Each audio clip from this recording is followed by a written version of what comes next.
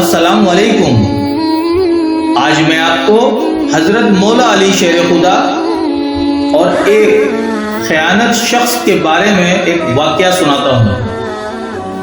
ایک دن امیر المومنین حضرت مولا علی مسجد کے دروازے پر اپنے خچر سے اترے تو آپ نے اپنا خچر حفاظت کی خیال سے ایک شخص کے حوالے کیا اور مسجد میں تشریف لے گئے۔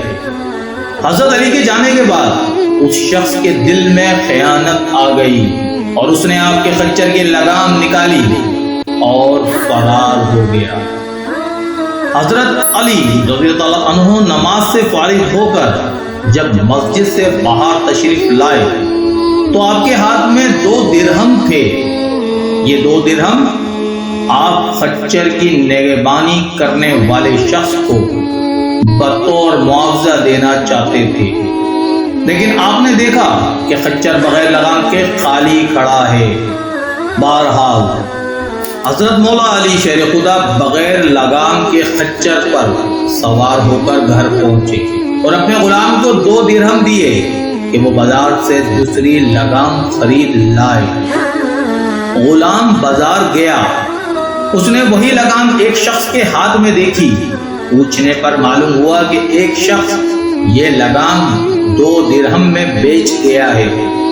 واپس آ کر غلام نے یہ بات حضرت مولا علی شیر خدا کی گوش گزار کی تو آپ نے فرمایا، بندہ بعض اوقات خود صبر نہ کرنے اور عجلت سے کام لینے کی وجہ سے رزق حلال کو اپنے اوپر حرام کر لیتا ہے، حالانکہ جو کچھ رب العزت نے اس کی قسمت میں لکھا ہوتا ہے اس سے زیادہ اسے نہیں ملتا۔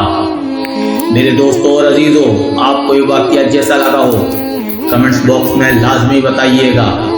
پسند آیا ہو تو لائک، شیئر اور سبسکرائب لازمی کیجیے گا۔